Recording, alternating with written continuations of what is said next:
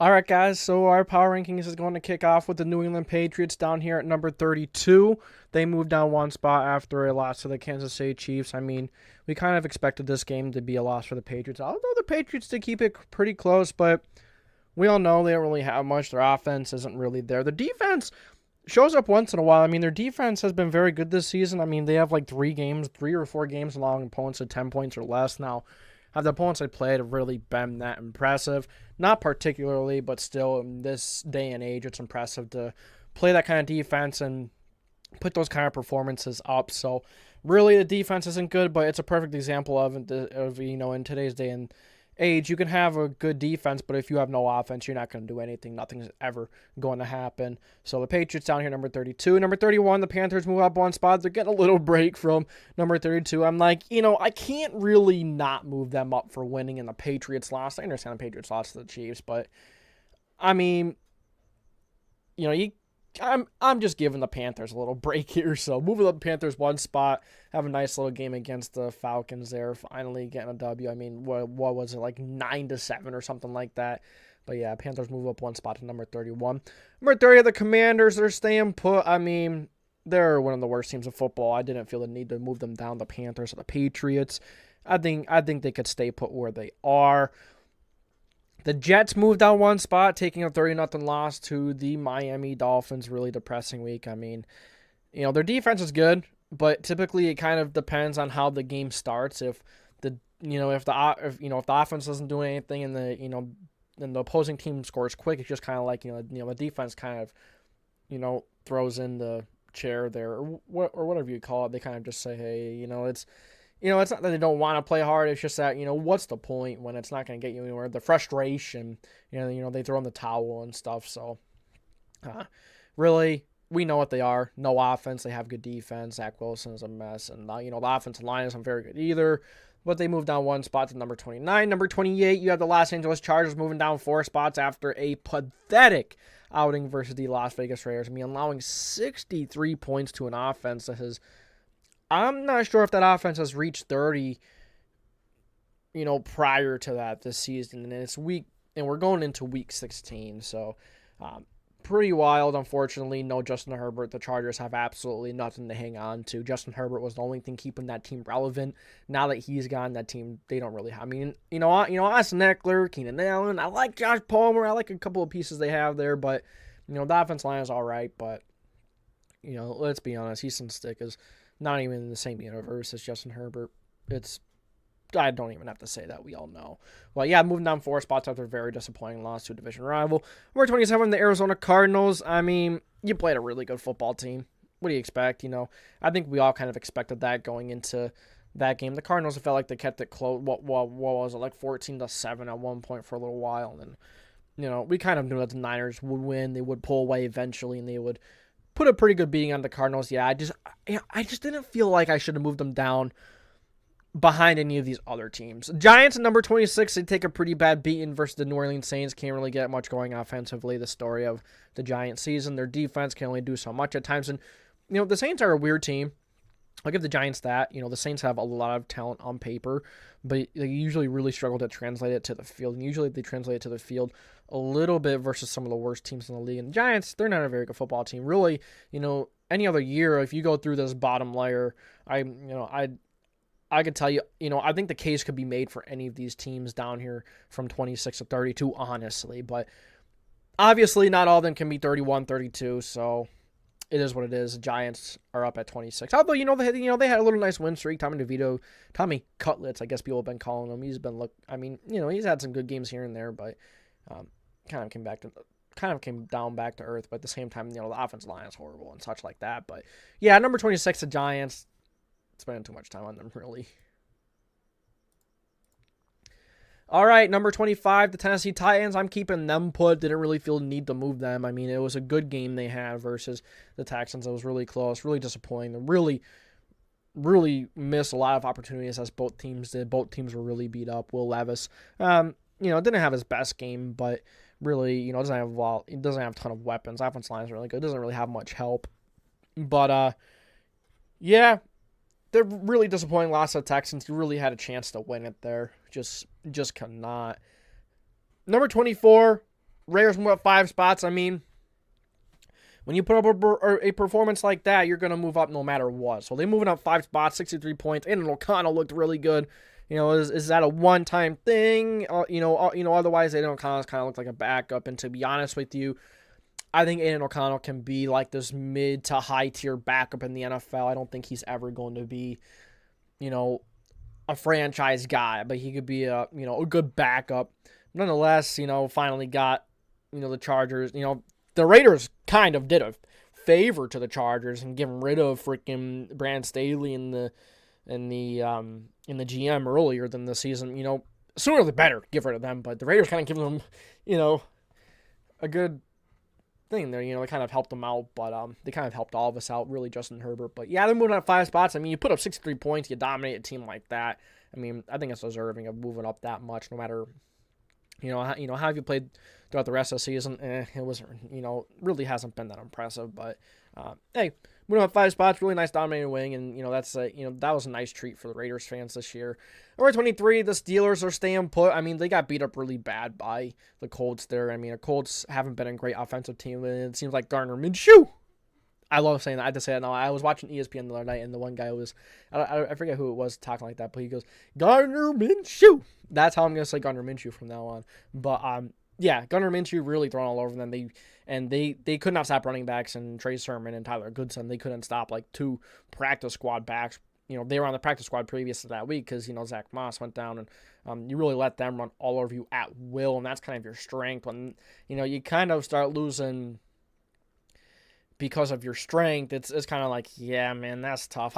I just didn't feel the need to move them down behind any of these other teams. I mean, they've had some good wins. They've had some interesting wins, but I kind of predicted this, though. The way the Steelers are winning, barely winning, and the quarterback situation is much worse than Kenny Pickett. I mean, Mitch Trubisky is horrible, but Mason Rudolph is better than Mitch. I don't know why it took them so long to put Mason Rudolph in there, but yeah, they were up 13 points at 1.2. It's like, wow, the Steelers offense, they're looking pretty good. Seems like they have a little fire lit under their butt, and all of a sudden, well, really, they only scored 1 touchdown, actually, because there was, a punt touchdown or something like that. It was, it was a block punt, but really pathetic outing by the Steelers, and they probably should be moved down. Maybe I could have moved the Raiders up over them, but I just, nah. Number 22, the Falcons moved down 3 spots. Really, really, really disappointing loss. When you're in a tight race for your division for a playoff spot and you lose a game like that, you don't really deserve to get into the playoffs. And Desmond Ridder, he's horrible. Yeah, and finally they're going to put Taylor Heineke in, but I mean, it is what it is. 2 quarterbacks aren't very good. Desmond Ridder turns the ball over like crazy, very inconsistent in throwing the football. Yeah, Falcons moved down 3 spots, losing to a 1-win team. Very, very disappointing. Kind of similar, situation with the Steelers. I mean, you lost to 2-win teams, and you get beat up pretty bad by the Colts, who, really they're not a great football team. They're a good football team. They're nothing special. They're okay. They're just really well coached, and they do some things really well in big moments. Number 21, the Packers moved down 6 spots after a very disappointing loss to the Buccaneers, another team that is really vying for a playoff spot in a tight race. Not like they're pulling away, and really, you already have one wild card spot gone because it's going to be the Eagles or the Cowboys. It's probably going to be the Cowboys. I expect the Eagles to win that division still. If the Eagles win out, Cowboys win out, the Eagles will still win that division. But Packers, really disappointing loss in a tight playoff race, and really, your defense is kind of supposed to be your strength there a little bit. Couldn't really do anything on defense. Baker Mayfield killed it. Jordan Love, it is what it is. But you're moving down 1 spot, or you're moving down 6 spots. Very disappointing outing for them in a tight playoff race. I was going to say kind of the same thing for the Vikings, but the Saints are right there. Almost forgot about the Saints. But the Saints moving up 2 spots after a nice win over the Giants. They just look sloppy, man. When they play some of these worst teams in the NFL, the Giants, the Panthers, like the scores look pretty good, but the games are sloppy. The play is still sloppy. They're getting very fortunate to play in those type of football teams, and I don't understand.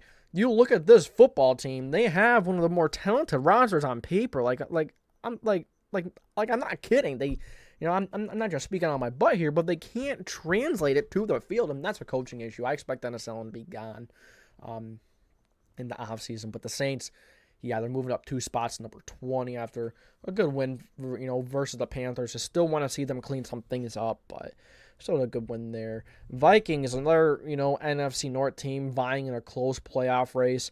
You're up, what is it? What was it? 17-7, and you've had one of the better defenses over the stretch of the last couple of games. I mean, the defense has been great, and then you let Jake Browning in that Bengals offense really crawl back into it. What was it? 3 drives? It was at the very least 2 drives in a row. I think it was 3 drives in a row. The Bengals scored a touchdown.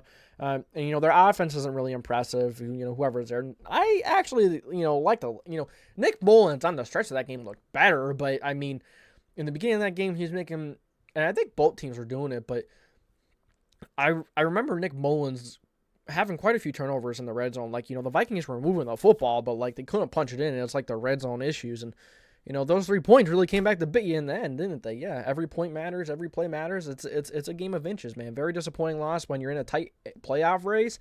I expect the Rams. I don't know who else to really make the playoffs there, but 2 playoff spots are taken. I'm going to say the Rams. I'm going to say the Rams make it, and I'm going to, that's kind of a team that could play spoiler if they get into the playoffs, and we'll talk about that in a little bit. I'm really high on the Rams, actually. But, the Vikings, they're down 3 spots after a very disappointing loss. I mean, you're up 2 scores, multiple possessions, and you screw it up. Jake Browning, some good receivers too, but still.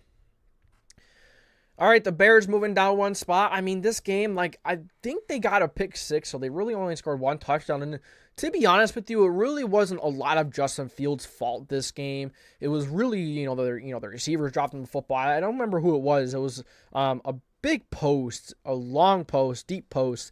I don't remember if it was Cole Kmet. I think it was Cole Kmet. He just flat out dropped the football. It was right in his hands. It was a bucket from Justin Fields while Browns players were coming after him, but it was just straight up drop. So it's unfortunate that, about that, are the Bears going to stick with Justin Fields another year? I'm not sure, but either way, it would be interesting to see if, if they're going to stick with him another year or what, but really a close game. They had an opportunity to win, and, Darnell Mooney did drop it at the end there. He kind of did have it on his lap, but it is what it is. It's called a Hail Mary for a reason. Very low percentage of it happening, even if things do tend to go your way on a Hail Mary. Typically, it's not, the prayer isn't answered. Now, that Colts move up 2 spots after an impressive outing versus the Steelers. I mean, the Colts were the ones getting beaten on first. They were down 13-0. It was very concerning. As a Colts fan, I'm like, what is going on here? I mean, I didn't expect this game to be that bad because that's the first time the Colts beat the Steelers since 2008. So it was really nice to break that kind of streak and beat the Steelers for once, especially in a big matchup where, whoever wins, their chances to make the playoffs stay at ease. They get better, but whoever loses, you're basically just about eliminated. But it was a really good game. Gardner Minshew had himself a pretty nice game. I mean, a couple of nice throws. That Michael Pittman hit. It is what it is, and I'm not going to get into that. But Michael Pittman was on his way to having a great game, and unfortunately that happened. I think Alec Pierce caught a couple of passes in this one, and you had a couple of guys that you had step up from the practice squad. I mean, you went up against one of the better run defenses in the NFL. The Steelers have been good at stopping the run, and you kind of just ran the ball at will with 2 guys you just brought out from the practice squad a couple of days prior in the middle of the week. So that's impressive there, but can they keep it going against some of these against some of these other teams? They have an easy remaining schedule, and then really making things interesting in the AFC South. But I don't fully trust this Colts team. That the defense has made plays. They have the biggest streak of getting turnovers or whatever, but the offense is really inconsistent. Like in a game versus the Steelers, the defense probably got tired and such like that, but I was kind of impressed with the offense, how much they moved the ball, and the defense got 3 or 4 turnovers. Good day for the Colts, move up 2 spots, but just a team you can't really trust. They're really well coached. They definitely do have some holes here and there. They're really well coached. That's really all I got to say about the Colts. I mean, otherwise the talent not really that impressive. If they do make the playoffs, they're probably going to be a first round exit. Number 16, you have the Tampa Bay Buccaneers moving up 2 spots. I mean, Baker Mayfield looking impressive, and Mike Evans just ages like wine, man. He ages like fine wine. He just gets better with age. The older he gets, the better he gets. I mean, he's having one of his best years that he has ever had in his career. And Baker Mayfield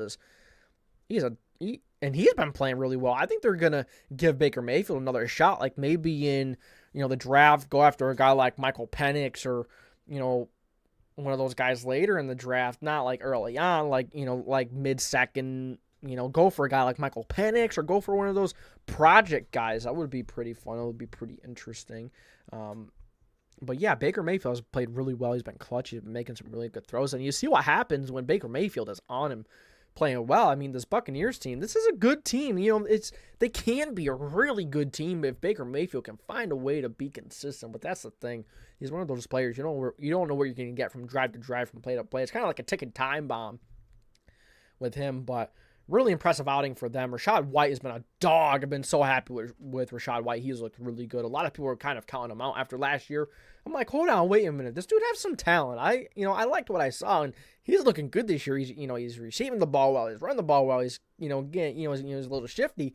I really like Rachaad White. So he's moving up 2 spots. Number 15, you got the Seattle Seahawks with the big time upset over the Eagles. And if you beat the Eagles, I mean, you're going to move up quite a bit. I don't care if the Eagles are on a 2 or 3 game winning streak like that. You still beat one of the better teams in the National Football League. Now, the Eagles stumbling a little bit, 3-game losing streak. The Niners running a 3-game losing streak in the beginning of the season as well. But let me be honest with you, this Seahawks team is really weird. They're really inconsistent. It's kind of like, what side of the ball is going to be on that night? Is it going to be the offense? Is it going to be the defense? The defense really showed up, but then, the week prior versus the Dallas Cowboys, maybe it's like a matchup thing. And I thought they did really well against the run. They ran the ball well. Drew Lock, I thought actually looked really nice, especially the big clutch touchdown at the end, and then the interception. That was a nice interception.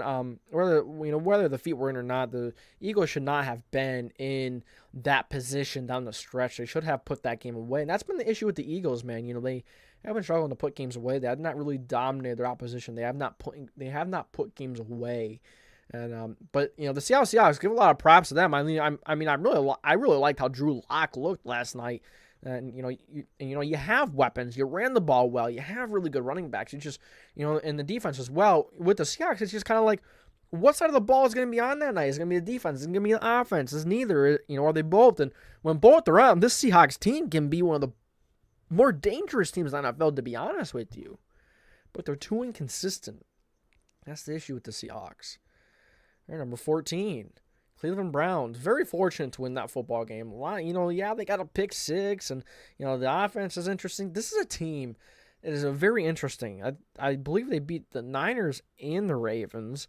So how did they beat both of them? But they kind of like struggle in all their games. Like, a lot of their games have been really close. You're getting some things to go your way.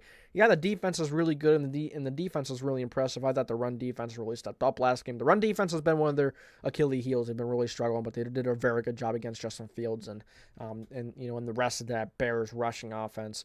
But the Bears defense has actually looked really good lately. I kind of forgot to mention that with the Bears. The defense has been really impressive. I think the run defense is actually ranked number 1 in the NFL right now, which Matt Eberflus, when he was with the Colts, that Colts run defense was always number 1 or towards the top. But yeah, Cleveland Browns at 14. I mean, I didn't feel the need to move them up. I can't really penalize them too much for moving down. Kind of the way the board felt kind of perfect just to leave them where they are at. And then the same thing for the Texans, man. They were really beat up, and they won a game in big time adversity, and that's impressive. That's impressive in with itself. That's a sign of a good football team, of a good locker room, of a good culture, of when you win a football game like that, when you're really injured. You have C.J. Stroud out, I believe. I don't remember if Nico Collins was in. I think he was in and out, but really, you found a way to win it. I mean, you're very fortunate that you're playing a team that really couldn't capitalize on any opportunities. For a moment, I'm like, this game's probably going to be a tie. I don't mind a tie once a season. But yeah, the Texans staying put, didn't feel the need to move them up, move them down. They weren't at their strengths. They didn't have all their players healthy. And yeah, I always say I don't care about injuries, but they still won. So that's impressive. I'm not going to move them up, but yeah, they're staying here at number 13. The Broncos moving down 4 spots after a very disappointing loss to the Lions, and they're really drastically, that's a big hit towards their playoff hopes, and it is what it is. But the Broncos, man, they have gotten fortunate. with getting turnovers, and when their defense is on, they're a really good football team. But when their defense isn't on, they're struggling. I think they need a cornerback too. Not really a fan of the corner. I can't remember his name, but he has not been playing well. I think a lot of people are talking about a slot guy that actually plays on the outside. I didn't really understand. I can't think of his name, but a lot of people are, complaining about that. The guy who normally plays in the slot, playing number 2. Maybe this is another team I'm thinking of. I'm pretty sure this is the Broncos, that they have a primary slot guy playing on the outside, and it's not really. Is it McMillan? Something like that. Is it McMillan? But he's not good. Whatever it is on the outside, he's struggling on the outside. They need a corner too. They really do. But really disappointing. The offense couldn't really get too much going. They can't really feed Javonte Williams. Can't really give it to him. I mean, Samaje Perine. They have so many backs too. Cortland Sutton. I always try to call him CJ Sutton. I don't know why, but you have Cortland Sutton. You have Judy. Some of these guys are inconsistent. I think Judy actually went out for a little while in this game. So yeah, they got beat up pretty bad by the Lions on, in a game where I expected it to be a good football game. They just got killed. They couldn't make it a close game. They struggled to, and it never really felt like they had a chance either. I mean, in the beginning, the good old ash beating just started right in the beginning. It never really changed, and unfortunately, it's just where the Broncos find themselves right now, and that really drastically hits their playoff hopes, unfortunately. Number 11, you had the Jacksonville Jaguars. They moved down 2 spots. I mean, the Jaguars, man, they play the Ravens.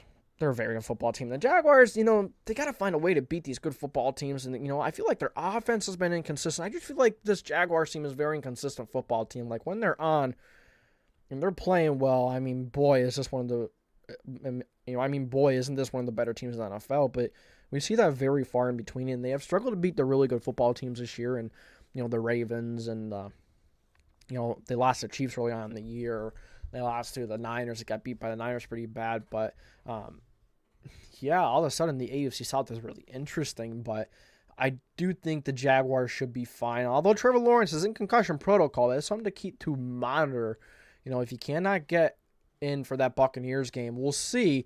Well, I think that Jaguars defense is still going to be enough to hold the Buccaneers off, and the offense will be able to do just enough as long as the defense shows up that, they're good defense. The good defense, like Josh Allen, and he shows up and such. If he does, if that defense doesn't show up, that could be a long game for the Jaguars. That's the thing with Jaguars. You don't ever know if the defense or the offense is or isn't going to show up. Jaguars moved down, 2 spots. They got beat up pretty bad on. I thought there was some really poor coaching. Or, I don't know if it was coaching or Trevor Lawrence, but I think it was at the end of the half. They went up and they just called another flat play. I don't know why you're calling a flat play when you have, 9 seconds left. It wasn't enough time to spike the football, but it was a quick out, it was a quick flat to a receiver, didn't get it, and you came away with 0 points before the half there, and it could have really helped you down the stretch there, but I don't know. I thought that was very poor coaching at the end there. Maybe Trevor Lawrence didn't hear the coach, maybe the microphone, something, but I did not think I did not like the decision at the end of the half, to not spike it. Instead, you just hurry it up and call a quick out, or quick flat, and you end up with no points at the end of the half. In primetime football on national TV, I don't really understand the thinking there. Not a good look on the coach, though. The Bengals moving up 2 spots. I mean, with Jake Browning, huge comeback against the Vikings defense that has been a really good defense. I mean, they've been one of the better defenses the last couple of weeks. They've allowed very few points. All of a sudden, Jake Browning, Jamar Chase, and really T. Higgins is a dog. He's a goon.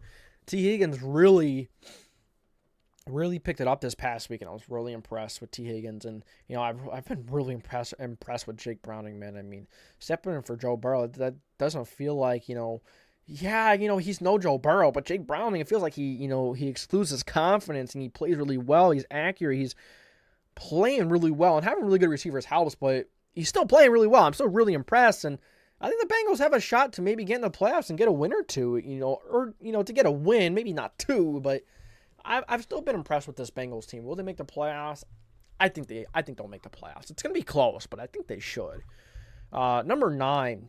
This is my sneaky team coming into playoffs. This is my sneaky team. heading into the playoffs, man. The Rams are so explosive on offense and on defense. They can get their quarterback, Byron Young, Aaron Donald. And, they have a middle-of-the-road defense. It's not a great defense, but it is a defense that can get the job done. And the offense is very explosive. Let's not forget Matthew Stafford, who Matthew Stafford is. I think a lot of people are just looking at the Rams and saying, nah, they're not that good. Their record isn't good, but this is a team that I think could shock a lot of people. I think they can make it in the playoffs, barely squeeze in, and play a little spoiler on Dallas, maybe Philly, maybe not San Fran. San Fran isn't that team to just let up, and they play in the division a lot, so they know not to let any funky things go on. They're going to practice just as hard. I'm not saying any other team isn't going to practice just as hard. San Fran, there's not a team that's going to let something like that happen, but the Rams may go in early and punch them in the mouth or one of these big playoff teams. First, they have to make the playoffs, but I think 2 wild card spots are really decided between the Rams and the freaking and Dallas or Philly, the win, or whoever comes second place in the NFC East. But I mean, the Rams, man, they're sneaky. They're explosive. They're explosive on offense. They get a couple stops on defense. Matthew Stafford is a goon. I really like what the Rams are doing there. I almost wanted to put them over the Lions, but I couldn't. That brings us to the Lions, number 8. They're moving up 2 spots. I mean, they had a really good outing versus the Broncos. Jared Goff looked pretty good. That defense looked pretty good, and that was good. That was nice to see because this Lions team has been ice cold. They've been very, we haven't seen the Jared Goff that we kind of have seen throughout the, the beginning of the season. We were started to kind of see the old Jared Goff that we knew from, towards the end of LA, the Jared Goff that's not very good. And, he looked all right last night. They ran the ball really well. He has some really good weapons and, good. It's good for them to get back on track. Now I want to see them to continue to do it, find some consistency because they still have two matchups against the Vikings yet. So you got to keep on your game. Better keep playing hard if you want to win that division. They should. Wait, did they clinch with the Vikings loss? I think if the Vikings win out, they have a chance. But obviously they're going to need help. But yeah, really impressive win versus the Broncos there. Moving up 2 spots, number 8, number 7. You have the Chiefs staying still. I mean, they beat the Patriots, one of the worst teams in the NFL. They have no offense. Although, the Patriots did make it close for a little while to get in there, and then the Chiefs eventually just said, nah, we're going to win this football game. But, the drops are such an issue. But the offense, not really there because you don't really have anyone to step up other than Travis Kelce. Although Travis Kelce has been dropping a couple passes lately, too. I think it's this deadly drop disease, this deadly drop pandemic is pretty, catchy when some of your other players have it. It becomes pretty deadly to everyone. But yeah, I mean the Chiefs are the Chiefs. No, the Chiefs are not the Chiefs. I don't know why I said that. Really the offense isn't there. They do play some really good defense, but the offense just has not been there. Without someone to step up other than Travis Kelce. Rashee Rice has had a couple of games, but he's still struggling with drops.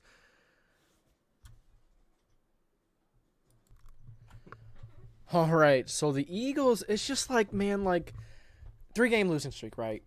And I'm not really treating them the same way I treated the Niners on their 3-game losing streak. I mean, the Niners did lose to some teams they shouldn't have lost to, right? They lost to the Vikings. They lost to the Bengals. I don't really remember who else they lost to. But regardless, the Eagles lost to 3 really strong opponents, right? They lost to the Cowboys. They lost to the Niners. Now, the Seahawks is debatable.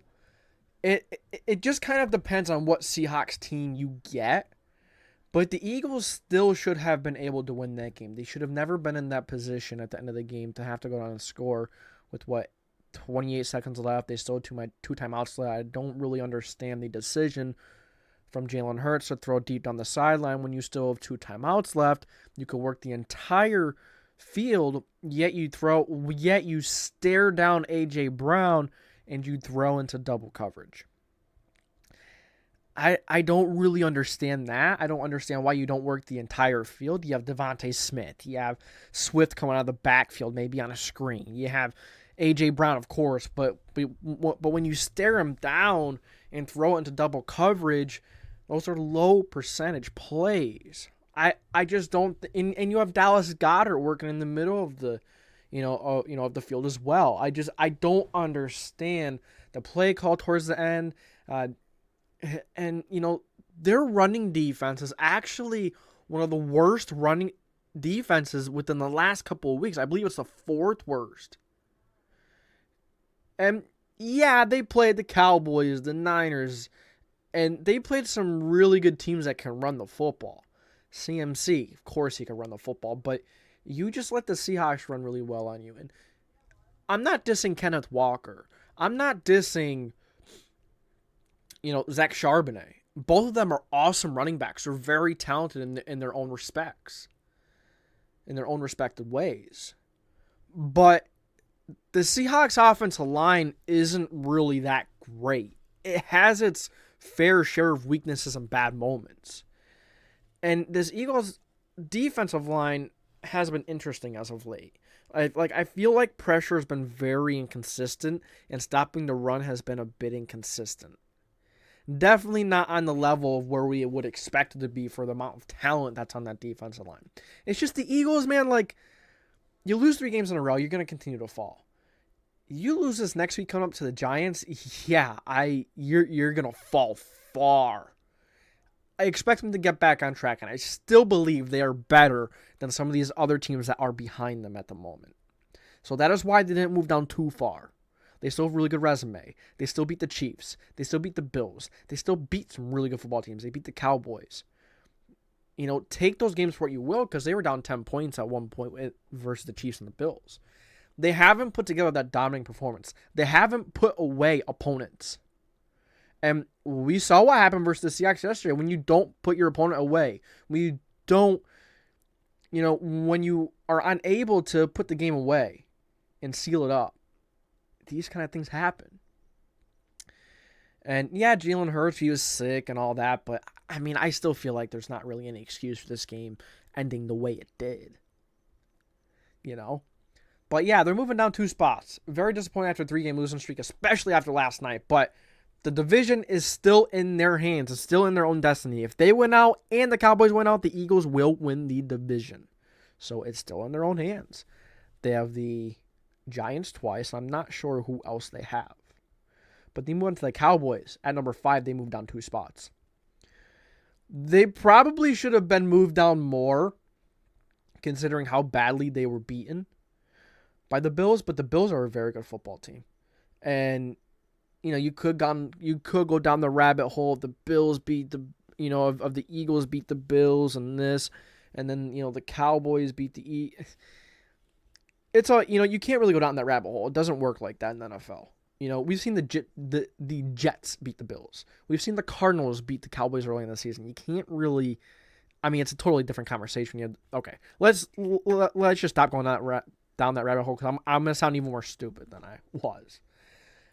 But the Cowboys, man, they always struggle against these really good football teams. They did a very good job versus the Eagles.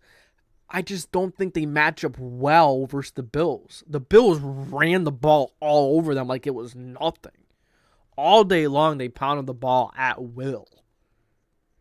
So the Cowboys definitely have some holes, and I think it really depends on who they match up well against. The Eagles just haven't been a great football team of late. They've struggled mightily. Because their passing defense is one of the worst in the league. In the last couple of games, their running defense is one of the worst in the league. So there are many issues for the Eagles. And, Jalen Hurts felt like he's been inconsistent at times. He's staring down receivers, throwing into double coverage, trying to force A.J. Brown. But the Cowboys at 5, moving down 2 spots. Very disappointing loss, but they've had they just beat the Eagles a couple weeks ago. They've been a really good football team for the most part. It's just sometimes when they go on the road, they aren't looking as great, but you can't punish them too much, I don't think. And the Eagles are in 3-game losing streak. I should probably punish them more, but I truly don't see any team behind the Eagles that are better than them. The Eagles are. I think there's a big gap once you go from the Chiefs to the Eagles. So, yeah. I have the Cowboys at 5. Didn't move them down too much. It was just a rough game. Dak didn't look great. I couldn't really run the ball. Run defense was horrible. Can't stop the run. You're going to have a bad day no matter what. But all right, let's move on. Number 4, Miami Dolphins. I mean, they beat the teams they should beat. They beat up on them pretty good. They pretty much dominate them, as they just did to the Jets, beating them 30-0. That's really impressive when the Jets actually have a pretty good defense. Yeah, the Dolphins proved that they could do it without Tyreek. I thought that was pretty impressive as well. But they have a pretty big stretch down the stretch of the season. They have a huge stretch coming up. They have the Cowboys, 4 versus 5. You have the Bills, the last game. You have the Ravens. As you see, the Dolphins are playing 5, 3, and 2. It's tough remaining schedule. One of the toughest, if not the most difficult. So you're going to have to win 2 of those games, at least, because you have to beat the Bills. If you win one of these games and you lose to the Bills, and the Bills went out, you're going to lose the division. So you have to win at least one of these games, and you have to beat the Bills. They have to prove that they can do it, man. They beat up on these good teams, and, when they have those weeks where the defense looks great and the offense looks great, don't get me wrong, both sides of the ball, the Dolphins have shown they can be awesome, but they have to put it together against a really good football team, against a powerhouse, and they have a chance to prove it this weekend against the Dallas Cowboys. The Cowboys, on the other hand, have struggled against big important teams. We'll see what breaks there.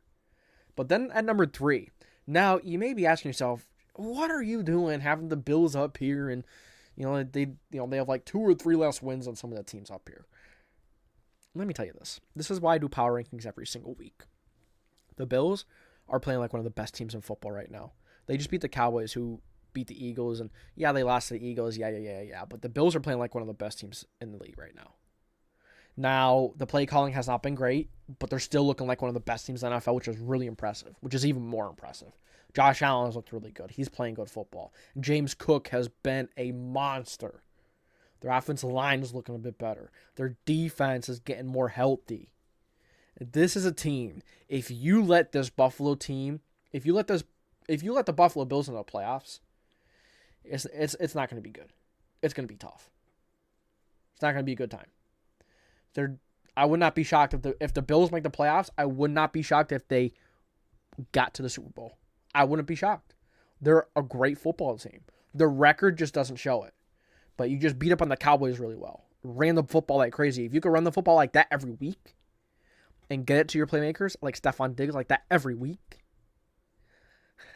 I don't see the Bills losing anytime soon. Number 2, Ravens stay put. Had a really good performance against the Jaguars. He did go up against a team that had a few bad play calls. They're known to be inconsistent. Their offense has struggled against some really good defenses. Their offense has not been able to get it done against really good defenses. But the Ravens, they've been a great football team this year. They've had those dominating stretches. Lamar Jackson is definitely in the MVP race. And it's a big number 1 versus number 2 this week.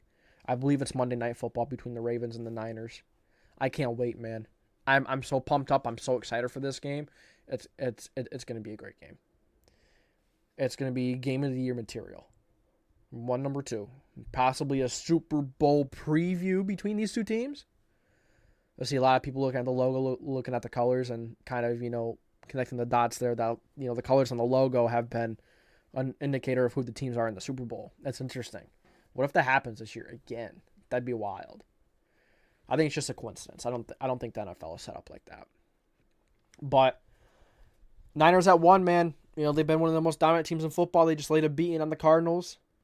So, yeah, that is my power rankings for Week 16. I apologize they came out late. I apologize it may be a little choppy. I had to get them done quick. I had to, I couldn't really edit it. I couldn't really edit this video at all because I didn't have a chance to. I want to get it up, and I have to get ready for our next segment in Hot Take Tuesdays. So I appreciate you guys stopping by. If you enjoyed, make sure to like, subscribe, put the post notification bell on so you don't miss any future videos. This is the JDW Sports Talk Show. I will catch you guys next time.